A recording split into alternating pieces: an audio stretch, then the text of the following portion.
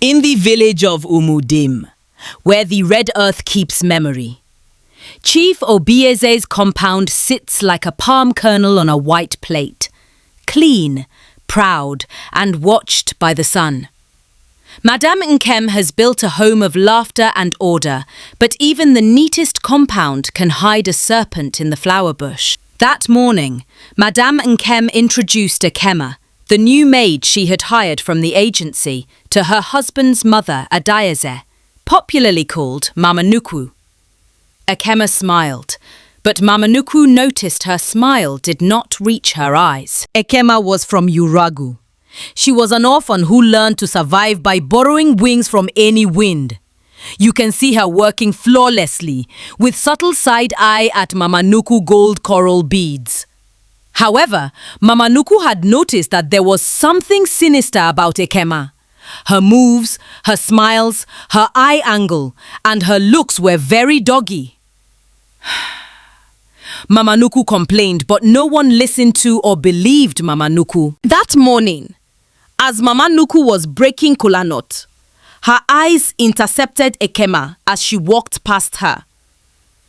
In that moment, Mama Nukwu looked at Ekemma and said, "A child who watches the moon at noon is hunting shadows." Immediately, Mama Nukwu turned to Madam Nkem, shaking her head in pity as Madam Nkem folded wrapper. Mama Nukwu said these words to Madam Nkem: "Warnings tossed to the wind return late." Madam Nkem walked up to Mama Nukwu, trying to find out what her concern was. Ekemma, on the other hand, hid herself behind the house as she listened to Mama Nukwu tell Madam Nkem what she felt about Ekemma the maid. Chisom and Kamsi, Madam Nkem's children, opened their little hearts to Ekemma. Ekemma was very strategic. She was very patient with the children, so she won their hearts by learning how to sing their school songs and all the poems the children love. She would also play with them. This is something their parents could not do for them because they were very busy. With this, Ekemma gained the children's trust, and they exposed every secret about their home to Ekemma. Ekemma suddenly changed. She became unusually troublesome and unpleasant after Madam Nkem corrected her the day she damaged the burner hob in the kitchen. From that moment, her behavior toward Madam Nkem and the entire family became increasingly hostile. She began to do extremely improper things. For example, she would contaminate household items and mislead the children into using them. When no one was at home, she would put on inappropriate adult content and compel the children to sit with her.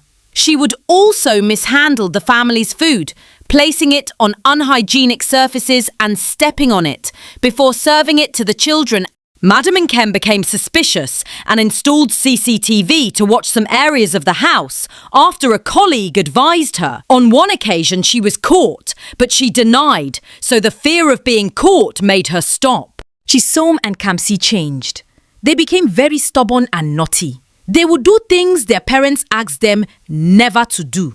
Madam Nkem and Chief Obieze began to get multiple complaint calls from the school about their children's change in attitude. Strange things began to happen in Madam Nkem's home. The once peaceful home became a house of quarrel. Ekemma would intentionally destroy things in the house. For example, she break an expensive portrait photo that cost millions of naira and wear an apology that feels practiced. When Chief was told about the portrait photo, he shrugged it off and never said a word to Ekemma. He believed Ekemma's side of the story. All these were because the Chief was under the influence of Ekemma's charm. The next day, Mazi Udo saw something strange as he was walking past the water tank in the backyard. Children's names were traced in dust behind the water tank. He sighs. Knowing something was wrong, he immediately told Mama Inuuku, who began to pray quietly about the situation, knowing it was not just ordinary and could not be a coincidence. Ekemma began to plant seeds of hate between the children and their parents. She would go to Madam Nkem's room with the spare key and open her room secretly when no one is at home. Take some of Madam Nkem's valuable and hide them in her children's room or school bag. When Madam Nkem and her husband Chief Obieze find out what has happened, they will beat the children and Ekemma will comfort them and plant wicked thoughts in their hearts by saying things like, "I don't know why your parents hate both of you so much. If I were both of you, I would run away to somewhere they can't find me." Ekemma was also spreading rumors of Madam Nkem's wickedness to her staff. Ekemma is a confirmed example of what you call the agent of the devil. A lion in a sheep's cloth. She continued with her sickness, jewelry displacement, phone planted in the wrong places to cause fights, and so on. She would go as far as hiding the chief's important documents in Madam Nkem's room and telling the chief to check Madam Nkem's room too because she saw her coming out of his room. Finally, Chief will find the important document in Madam Nkem's room, and when Madam Nkem tries speaking about it, Chief defends the hard-working girl, and Madam Nkem defends what her spirit sees, saying, "Something is not right." The love between Madam Nkem and her husband began to grow thin by the day. Ekemma's new agenda was to become the chief's wife, and the plan to achieve that was already working. However, Mama Nukwu was seriously praying because she had been shown in a vision that Ekemma was from hell to destroy her son's family. On the other hand, Ekemma listened to the argument between the chief and the wife from the hallway and was very happy and satisfied. Her destructive plan to destroy the happy family was working. Unknown that Mama Nukwu was watching her from the corner. Chisom's grades in school became very poor. She went from first position in class to the 20th position in the class, while Kamsi, her brother, continues having nightmares. In the dream of the night, he would see a faceless woman chasing him. The frequency of the dream increased. Ekemma will comfort them with stories that scrape against hope, painting Madam Nkem, their mother, harsh and cold. Ekemma became the children's favorite adult. Ekemma will say to the children things like, "Your mommy doesn't like me," and she will teach them how to tell little lies that will hurt their mother. Then Chisom began to hide her test report, while Kamsi would cry all night. During the New Yam festival, everywhere was busy. So Ekemma used the opportunity to disappear and return with a calabash charm tucked deep in her wrapper.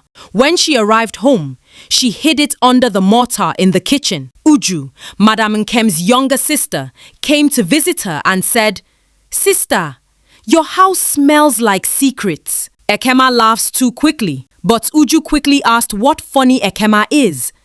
Ekemma realized herself and quickly apologized and then left the place. That afternoon, Uju was looking for something in the kitchen when she decided to lift the mortar. What she saw was shocking. She saw ashes wrapped in red thread, children's hair caught in the knot, and so on.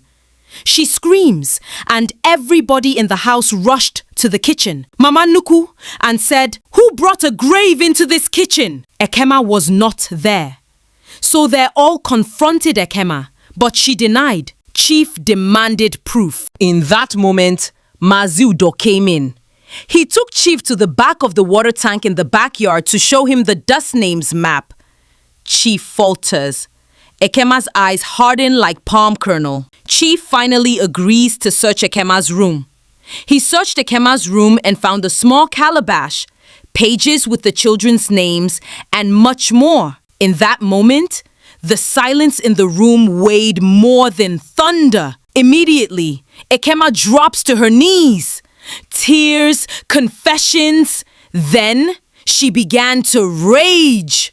"Do you know what it is to be nobody?" Her backstory spills.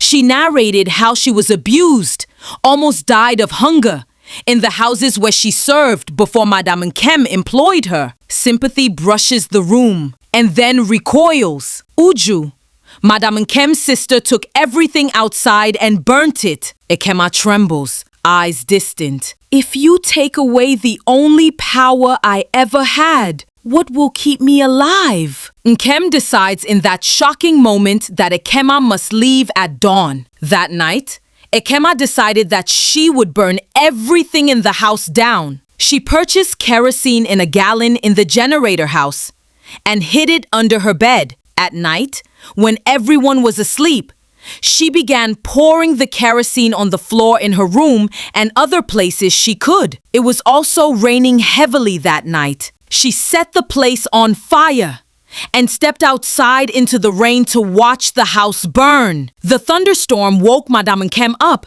and she realized that her house was on fire. Nkem screams for the children. Chief woke up and rushed out of the house, but realized that his children were still inside the house. So he smashed the window to the children's room and pulled Nkem'S out. But Chisom was missing. However, when Chisom woke up in panic, she wanted to hide where she once hid from scolding, which is the kitchen. Flames lick the mortar that held the charm. Ekemma hears Chisom cry in the kitchen. She dashes in, wraps him in a wet cloth, and staggers toward the door. The door beam fell down, and the only clear path could take one person at a time. Ekemma lifts Chisom and shoves her forward through the only clear path. Immediately, the beam holding the roof comes down. Ekemma could not make it out alive. Ekemma was crushed. Chisom survived, but scarred. The fire dies with the rain and the effort of the firefighters who came that night to rescue Chief's family. By dawn, thick smoke was covering everything, while the ambulance and fire service were outside the house. Nkem kneels in the cold mud, holding her children. The firefighters cleared the rubble and got out the remains of Ekemma. Ekemma was finally buried under the almond tree's shade, no name on a stone. A safe home is built by united parents, guided by elder wisdom, supported by watchful neighbors, and protected when past hurts are healed before they hurt others. Thank you for watching. See you in our next video.